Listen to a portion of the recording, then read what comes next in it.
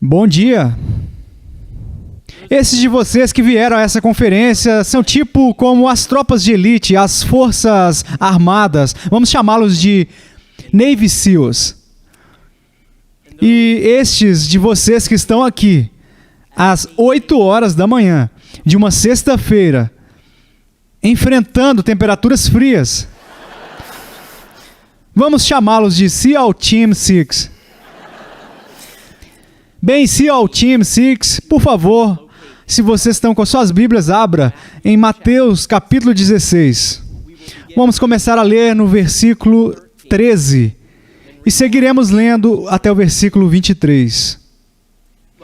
Enquanto vocês encontram essa passagem, deixa eu dizer apenas uma palavra. Outro dia me perguntaram por que eu tomei a decisão de vir para o Ministério Ligonier.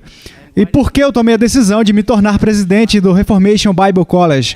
E me pediram para dar essa resposta em uma ou duas frases. Agora, antes de ser presidente, eu era professor. E os professores gostam de professar muito.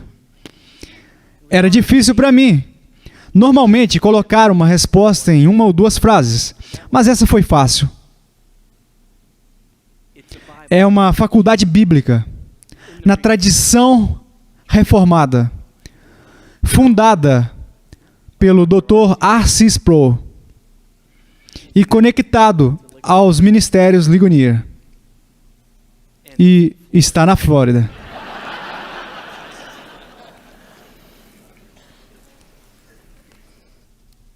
Vamos olhar para a palavra de Deus. Indo Jesus para os lados de Cesareia de Filipe, perguntou a seus discípulos: quem diz o povo ser o Filho do Homem? E eles responderam: uns dizem João Batista, outros Elias, e outros Jeremias, ou algum dos profetas.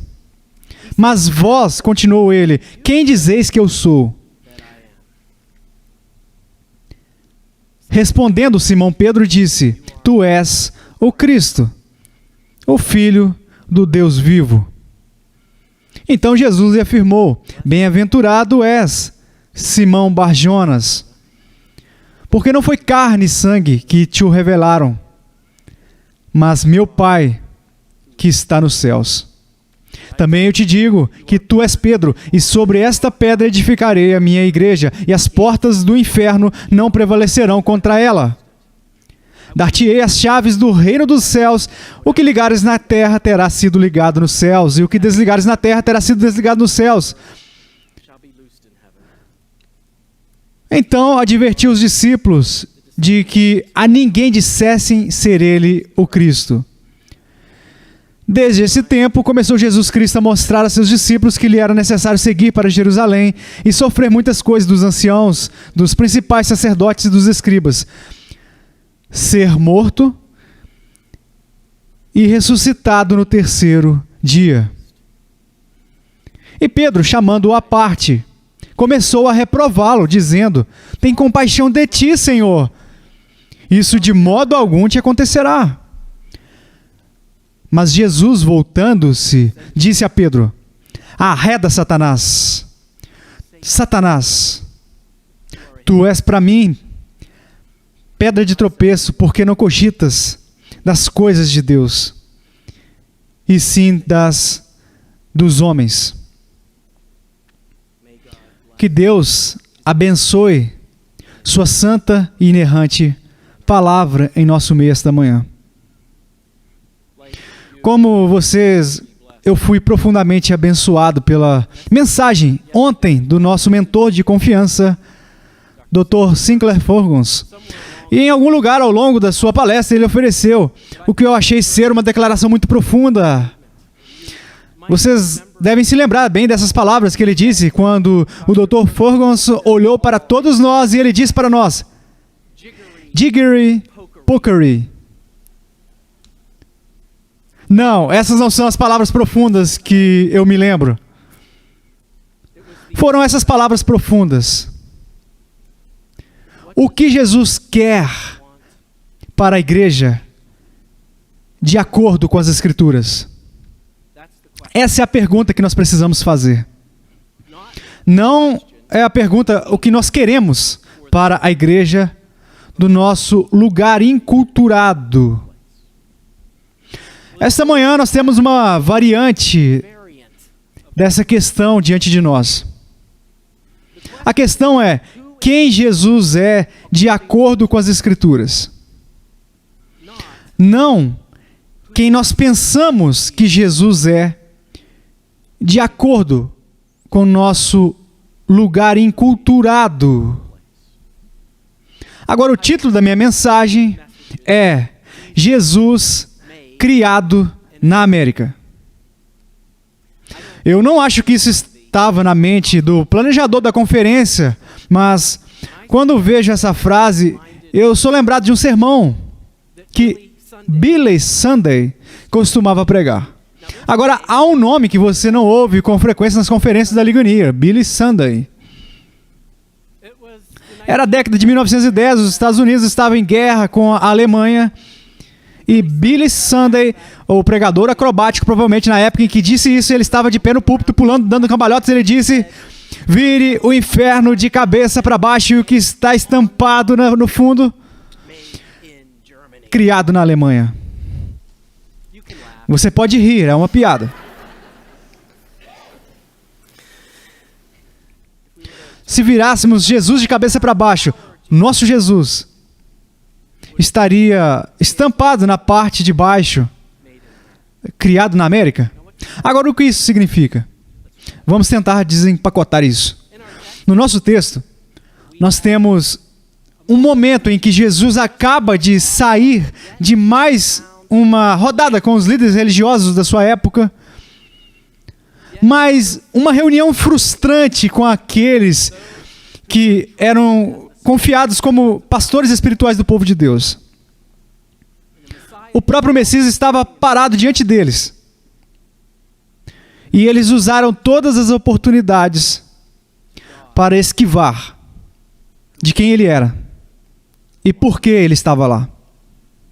E logo depois disso, Jesus, vocês podem vê-lo se juntando aos seus discípulos, e ele puxa eles de lado por um momento para uma conversa, e ele diz: quem diz o povo ser o Filho do Homem?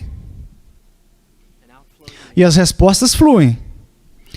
Bem, alguns dizem que o Senhor é João Batista, alguns capítulos antes de João Batista ter sido decapitado. E agora, ele está de alguma maneira animando com essa figura que está diante das multidões. Alguns dizem Elias,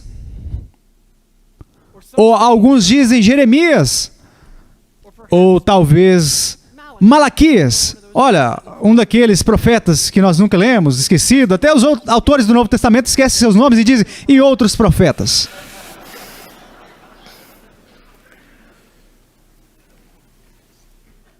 Este é um profeta que veio de Deus. Faz quanto tempo? Séculos. Eles rejeitaram João Batista.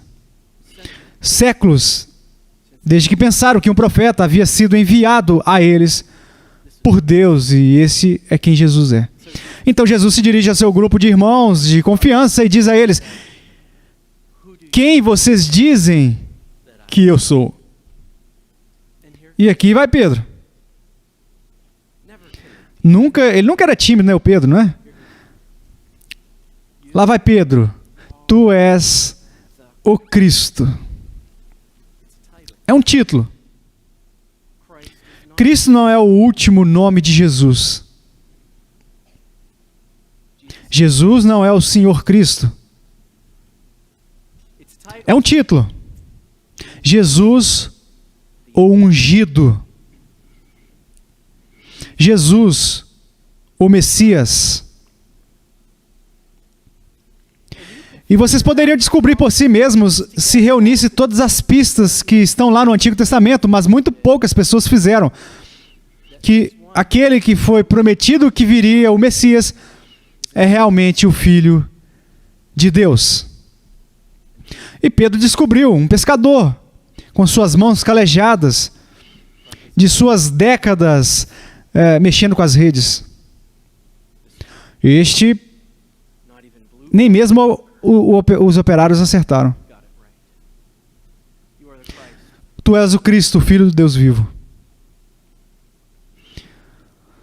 Você entende? Quando Jesus fez essa pergunta, ele está fazendo a pergunta que cada geração precisa fazer. E cada geração precisa responder. Na verdade, é a questão mais importante. É a última questão. Quem Jesus é? E a resposta a essa pergunta não é uma questão de vida ou morte. A resposta a essa questão é uma questão de vida eterna ou morte eterna. Olha, tem o ditado, né? Vocês conhecem, quanto mais as coisas mudam, mais elas permanecem as mesmas. Essa pergunta que Jesus fez recebeu uma resposta distorcida no primeiro século.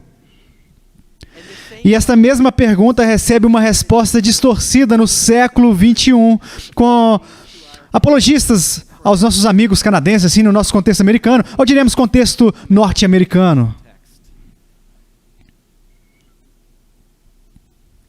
Se vocês estudarem o Jesus americano, é muito fascinante. Você quase pode descompor ele em 3 períodos de tempo. O primeiro período é o período dos nossos pais, a fé dos nossos pais, os nossos antepassados puritanos. E que Jesus, ele era um Jesus credal, um Jesus confessional. Esses robustos puritanos da Inglaterra estavam comprometidos com as confissões reformadas e ecumênicas e os seus credos da igreja primitiva. Quando eles pensaram em Jesus como o Deus homem, que é o substituto para a expiação pelos nossos pecados. Como as palavras do credo niceno, provavelmente algumas das palavras mais bonitas de toda a literatura teológica.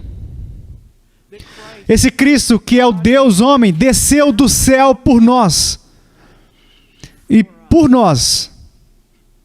E para a nossa salvação.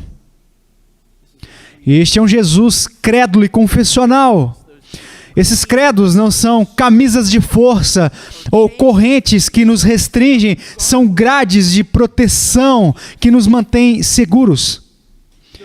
Essas confissões que significam tanto para nós não são simplesmente relíquias do passado.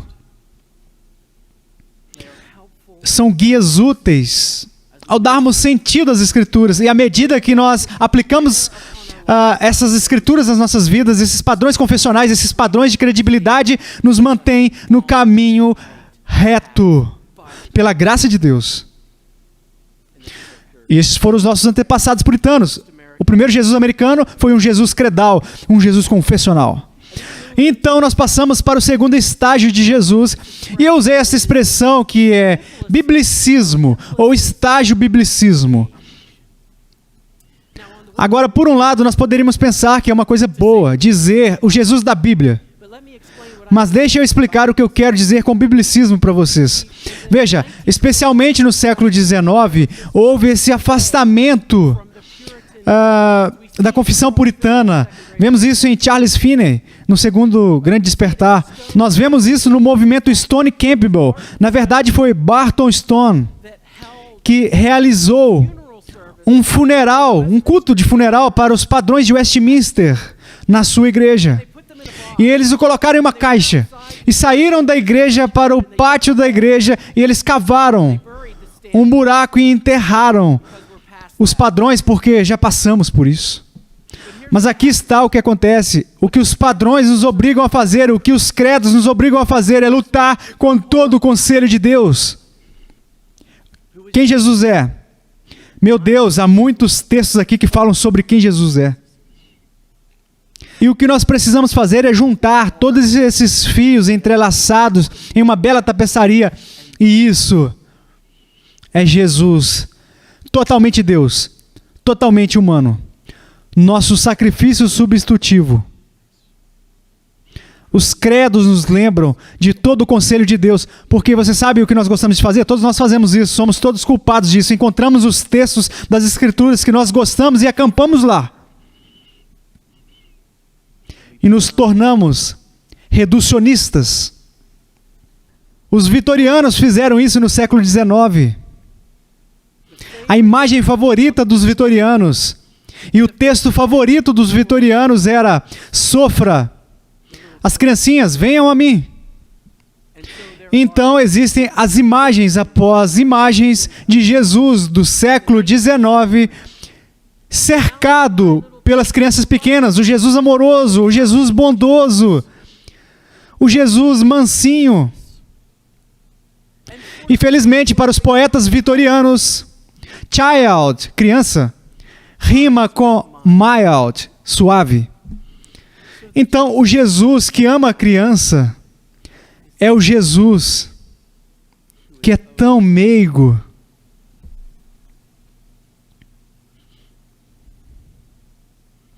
Reduzimos Jesus ao Jesus que nós queremos que ele seja. Olha, na década de 1970, Johnny Cash, esse nome aparece com muita frequência nas conferências Ligonier. O Homem de Preto fez um filme a respeito de Jesus. E Cash, ele era um rebelde contracultural em 1970, então a cena que ele gosta é de Jesus expulsando os cambistas do templo. Cash olha direto para a câmera como se seus olhos fossem fazer um buraco no meio da lente e diz: Jesus se levantou contra o establishment. Então Johnny Cash chama Jesus de o maior cowboy que já existiu. O Jesus rebelde.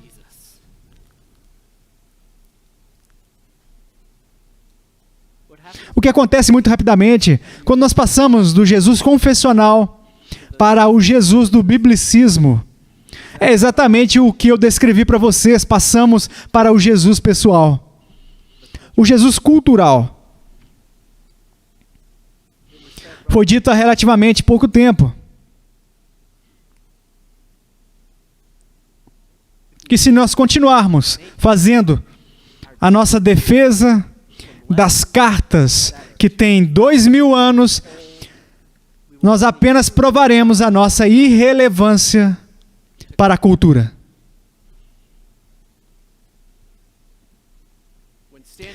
Quando estão diante de nós, estão pessoas de carne e osso que se amam independentemente do seu gênero. Jesus seria amoroso, gentil e receptivo. Este é o Jesus cultural. Tanta distorção e tão distante da coisa real que nós mal notamos. A realidade é, e J. Gresham Machen disse isso tão bem, a realidade, não importa quão ruim seja a nossa distorção, ou talvez eu inverta isso, não importa o quão perto estejamos da imagem certa de Jesus, não importa. Machen disse isso. Não importa o quão alto seja a sua visão de Cristo, qualquer visão que seja inferior a Cristo como infinito é infinitamente menos do que a coisa real. Não importa o quão alto seja a sua visão de Cristo, qualquer visão de Cristo que seja menos que infinita é infinitamente menor do que a coisa real. Então, somos levados de volta à confissão de Pedro, não somos? Tu és o Cristo, o Filho do Deus vivo. E não perca, não tropece nos bloqueios culturais. Vamos ensaiar o pedigree de Jesus? Pobre. Na melhor das hipóteses e das circunstâncias questionáveis em torno do seu nascimento. Um nascimento insignificante. Em um lugar insignificante. Em um país insignificante. Que estava debaixo do calcanhar da superpotência de Roma.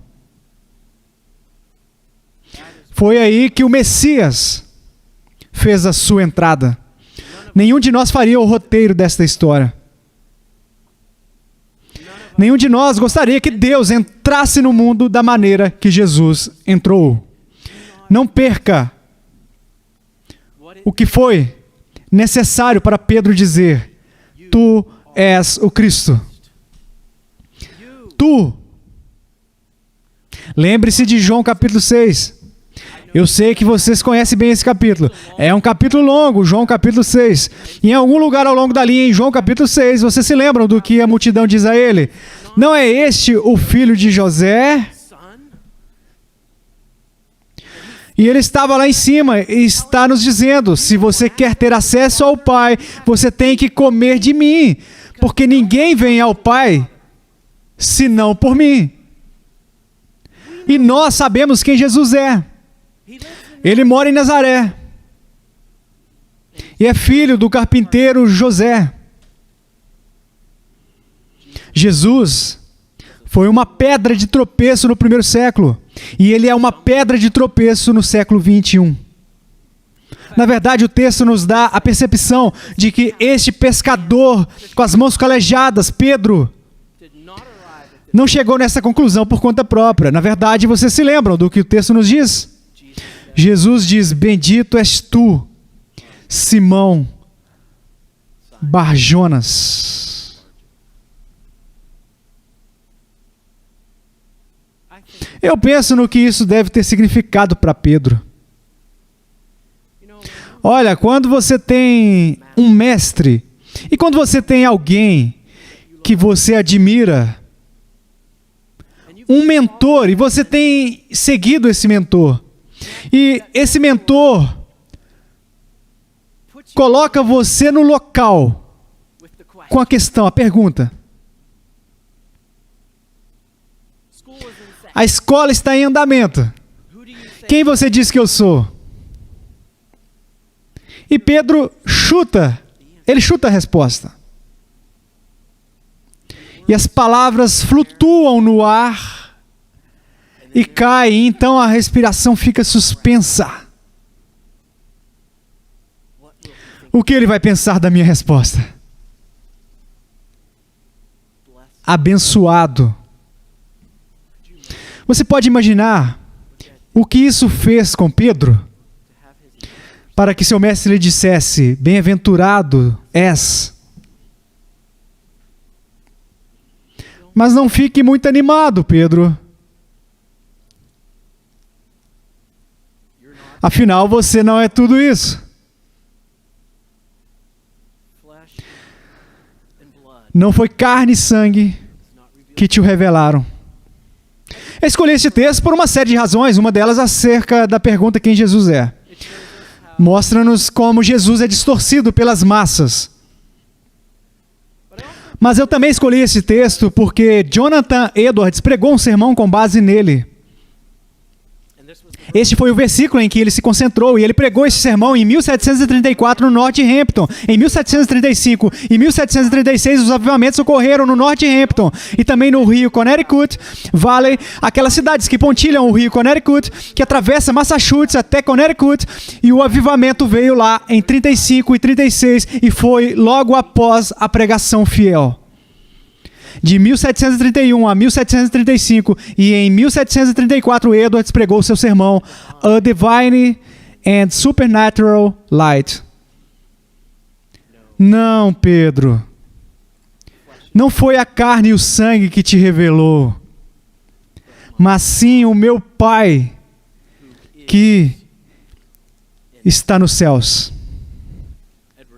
Edwards diz isso no seu sermão, que uma luz divina e sobrenatural é imediatamente. Agora, isso não significa instantaneamente. Isso também não significa sem um mediador. Imediatamente, a alma por Deus. É o divino. É do alto. É supra natural. Acima do reino natural. Que revelou isso para Pedro. Então Jesus disse para Pedro: tu és pedra. Este deve ter sido um dos destaques da vida de Pedro. Bem-aventurado és. Tu és pedra. Bem, foi um ponto alto, mas não durou muito. Se Jesus, ou se Pedro, ao contrário, é uma pedra, no versículo 19,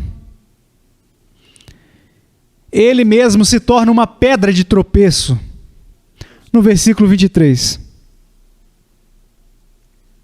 Então Jesus chama os seus discípulos de lado, vê um grande progresso neles e pensa, agora é a oportunidade e o momento de levar eles ao próximo nível. Então ele traz os seus discípulos à parte e ele começa a dizer a eles o que é que vai acontecer, e não parece ser algo muito bom, especialmente se Jesus é o Messias, o ungido rei de Israel que viria para libertar o cativo do cativeiro.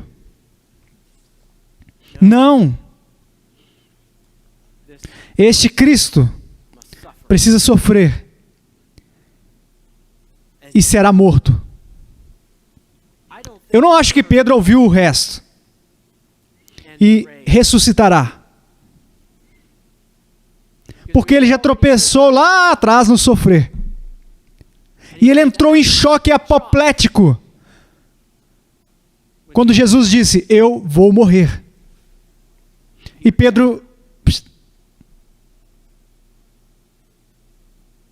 em sua alta, ali ele se torna um tanto baixo. De jeito nenhum isso vai acontecer contigo. Aqui está o impetuoso Pedro que todos nós amamos, aquele que dá esperança a todos nós. Se esse cara conseguir, nós podemos conseguir. Então ele pula lá e diz, oh não, eu vou me colocar entre o Senhor e todo o exército romano. Jesus disse a ele, arreda, Satanás. Como isso deve ter queimado em Pedro. Como isso deve ter sido assim, uma repreensão para ele. Como um míssil de busca de calor, abrindo caminho direto para o centro do seu ser.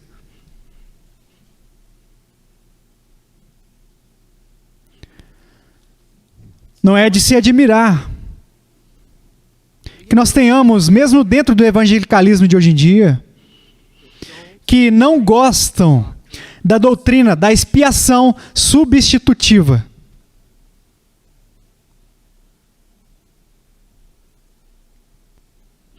Isso confunde a minha mente. Não os liberais. Isso foi mencionado na noite passada. Não os liberais. É o que esperamos. Evite o que Jesus estava fazendo na cruz.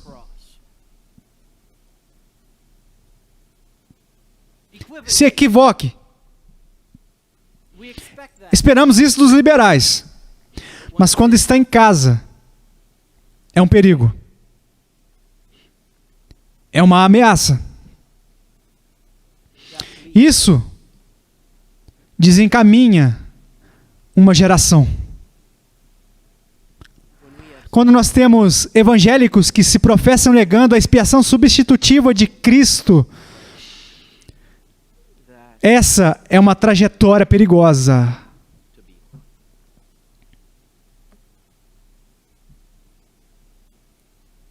Jesus não elabora aqui.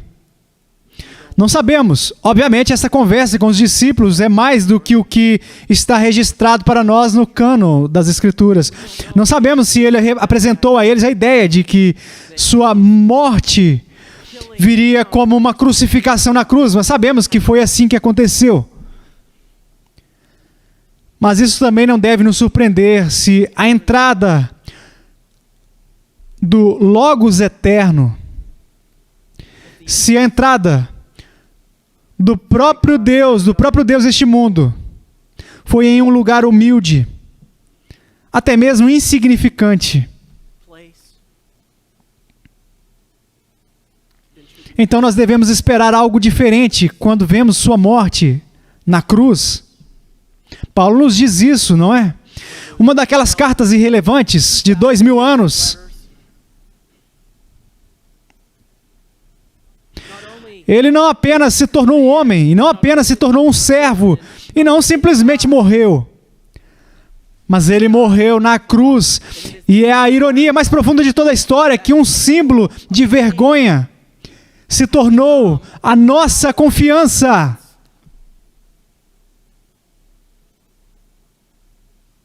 Mas é uma pedra de tropeço. E carne e sangue não nos revela isso. Louvado seja Deus, é uma luz divina e sobrenatural, imediatamente transferida para a alma por Deus. Que este Jesus, que é o Cristo, sofrerá e morrerá na cruz e será ressuscitado dos mortos. Ao olharmos para o Jesus cultural, eu posso sugerir que pensemos em termos de quem Jesus é por 3 fases simples. Número 1, ele é a semente da mulher. Ele é a semente da mulher. O que isso nos diz é que Jesus é totalmente humano. Ele não pairou no chão 15 centímetros, seus pés não ficaram empoeirados. Ele não o fez, pois as heresias circulavam mesmo antes de sairmos das páginas do Novo Testamento. Ele não parecia ser humano. Não. Pique ele e ele sangrará. Mantenha a comida longe dele e ele terá fome.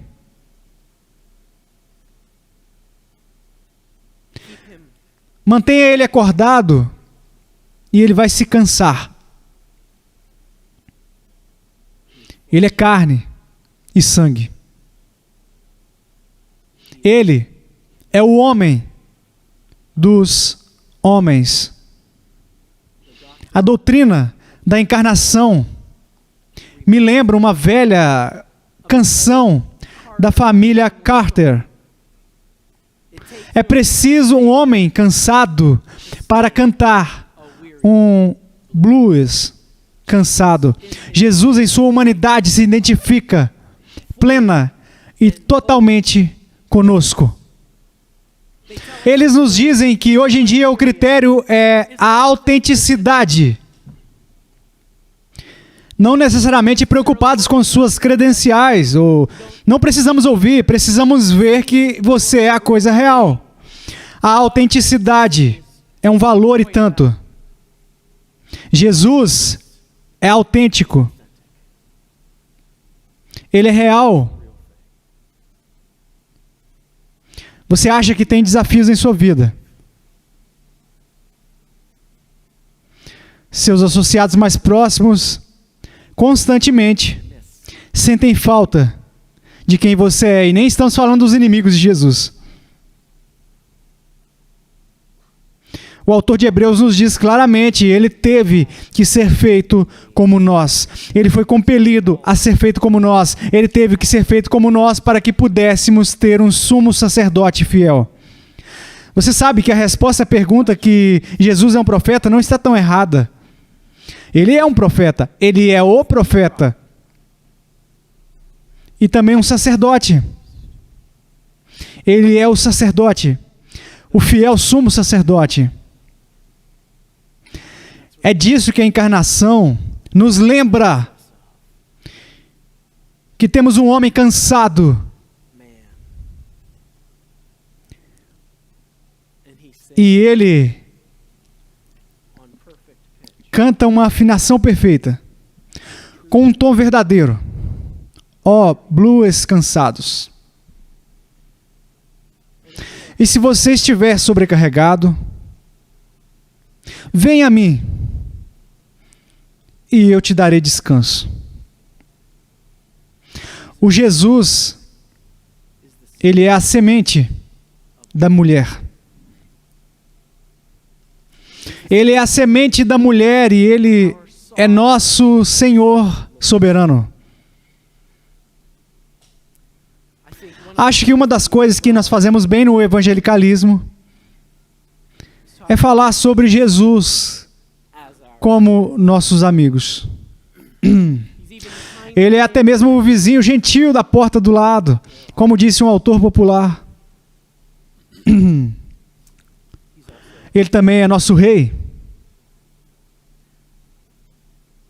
Calvino articulou isso muito bem para nós. Suas raízes estão na igreja primitiva, mas Calvino, talvez mais do que qualquer outro na história da teologia, desenvolveu isso para nós, que Jesus é profeta, sacerdote e rei. Este bebê, este infinito, é o infinito. Tanto homem, tanto carne, e tanto Deus. O Deus homem. Alguns anos atrás eu escrevi um livro chamado Jesus Criado na América. Meu editor e eu nos divertimos muito com aquele livro. Eu me vi em e-mails na linha de assunto. Eu simplesmente reduzi uma vez para Jesus M-I-A. Mas ele não está faltando, na verdade ele aparece em todos os lugares. A encarnação atingiu o ponto mais baixo, quando viu um presépio de patinho, de borracha.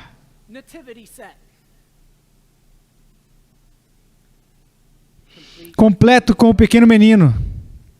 Um patinho de borracha, Jesus, e Jesus em uma manjedoura. Agora, a minha primeira reação foi: isso é um risco de asfixia. Eles se preparam melhor para as ações judiciais que certamente virão. É um perigo teológico de asfixia. A encarnação atinge um ponto mais baixo com as nossas representações casuais e irreverentes de Jesus. E o meu filho veio para o resgate.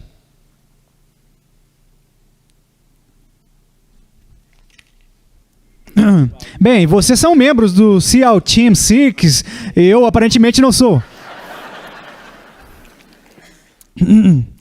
Obrigado, Sr. Larson, por me colocar às 8 horas da manhã. Você ainda é meu amigo.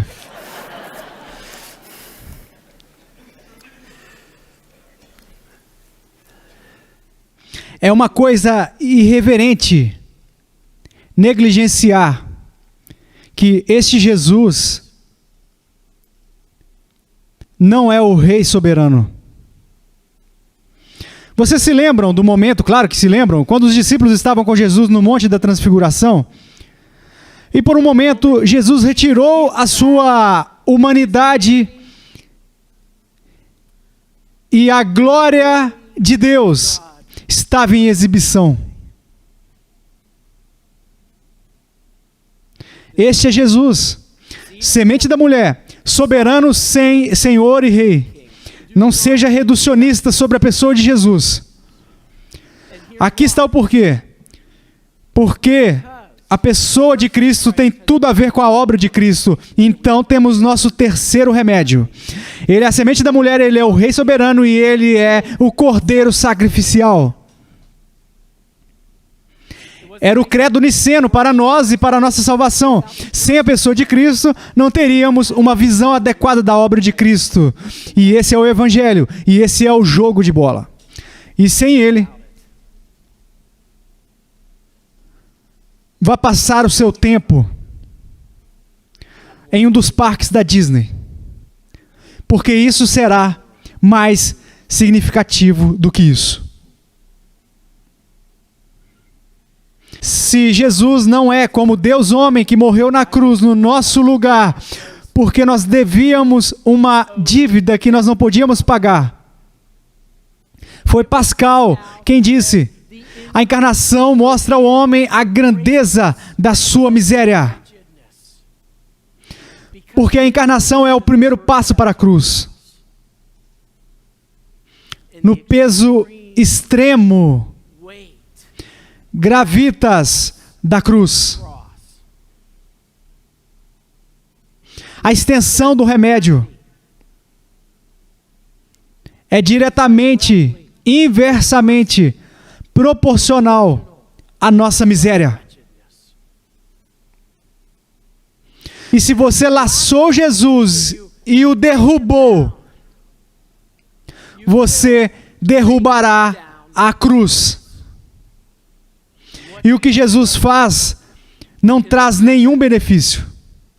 O principal candidato de Mating na década de 1920 foi Harry Emerson Fosdick. E Fosdick diria a história recente, na sequência da Primeira Guerra Mundial, da granada que foi lançada na trincheira. O altruísta soldado se lançaria sobre a granada para que os seus companheiros sobrevivessem. Um sacrifício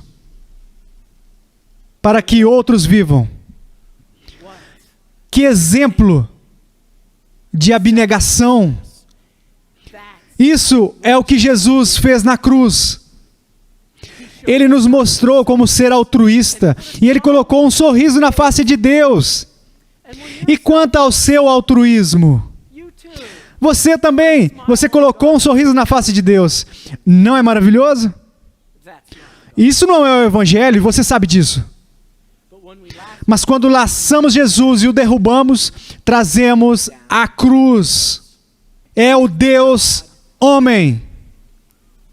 Porque na sua humanidade, Ele se identifica conosco na nossa pecaminosidade. Ele se identifica conosco, os ofensores, e em sua divindade. Seu sangue precioso. Como Pedro chama isso? Seu sangue precioso é suficiente para pagar o preço pelos nossos pecados. Ele é a semente da mulher. Ele é o rei soberano. E ele é o servo sofredor. O cordeiro sacrificial que morreu por nós. Este não é um Jesus enculturado. Como mencionei, nenhum de nós faria o roteiro dessa história dessa maneira. Seríamos mais como Satanás nas tentações. Aqui está o pináculo do templo. E toda a multidão, eles estão sempre lá em Jerusalém. Milhares circulando. Vá ficar naquele pináculo e se jogue para baixo. E eu irei me certificar de que você pousará suavemente. E isso vai ganhar a multidão. É assim que nós faríamos o roteiro desta história. Algo extravagante, algo fantástico. Esse é um Jesus enculturado. Um Jesus que diz coisas de que nós não gostamos. Sim. Deixem as criancinhas virem a mim. Mas ele também fala muito sobre o destino eterno dos injustos. Inferno é real. É um lugar real. E não é ocupado apenas por Hitler e alguns outros. Jesus nos ensinou isso. Pode ser um ensino de Jesus que nós não gostamos, mas está de acordo com o Jesus das Escrituras. E é também o Jesus das Escrituras que nos diz, nos próximos versículos, que nós também precisamos tomar a nossa cruz e segui-lo. Olha, você sabe que foi aludido ontem à noite, acho que foi aludido ontem. Estamos entrando em águas desconhecidas, como igreja e como cultura. Foi mencionado na noite passada de uma Europa pós-cristã, com a exibição com igrejas vazias. Você sabe que leva um tempo para que as coisas na Europa cheguem à América. Estamos sempre alguns anos atrás das tendências da moda. E também tendemos a ficar um pouco atrasados nas tendências culturais. Mas talvez o que estamos vendo na Europa seja a realidade para nós na próxima geração. Uma América pós-cristã. E eu acho que as palavras da noite passada precisam ser ecoadas de novo. Que em uma América pós-cristianismo, nós não protestamos simplesmente. E nós não arrastamos os pés simplesmente e apenas encerramos a nostalgia sobre os dias dos puritanos. Mas que nós proclamamos a semente da mulher e o rei soberano e o cordeiro sacrificial. Que em uma América pós-cristã, veja só, talvez quem Jesus é ficará mais claro. Porque o meio piegas de um Jesus suave foi lavado. E em uma América pós-cristã, a coisa real é bastante distinta e bastante clara. Chris Larson, que não só me atribuiu o horário das 8 horas, também fez um comentário brilhante há alguns meses. O futuro pertence aos cristãos de convicção. E no centro dessa convicção, é por isso que gostamos de falar sobre a reforma, não é? É só a Escritura. É a palavra de Deus como nosso único fundamento e âncora segura. São as doutrinas da Escritura. É para onde a Escritura nos leva.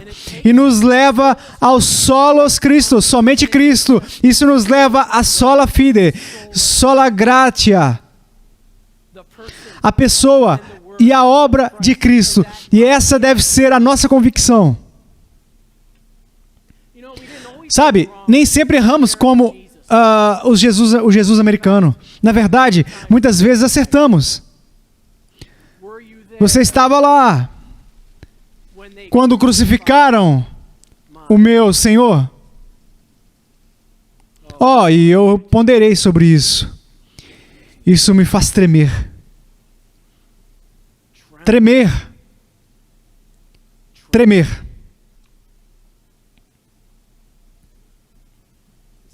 É este o Jesus que nós temos? É este o Jesus que nós ensinamos à nossa próxima geração? O Jesus que é a pessoa e a obra que nos faz tremer? E é este o Jesus que nós proclamamos para a América e na América do Norte e para aqueles em todo o mundo. Quem você diz que eu sou. Quando o mestre puxa você para a sua escola e coloca a pergunta na frente de vocês, qual é a sua resposta? Vamos orar. Pai, Deus, somos humilhados por esta luz divina e sobrenatural que foi revelada para nós pela verdade do seu querido Filho. Louvamos o teu nome, por quem ele é e pelo que ele fez por nós e pela nossa salvação.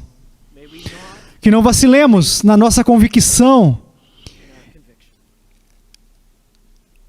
e que nós tenhamos a coragem da nossa convicção de proclamar este Jesus para uma cultura em necessidade tão desesperada, e que o Senhor seja louvado e possa ser glorificado.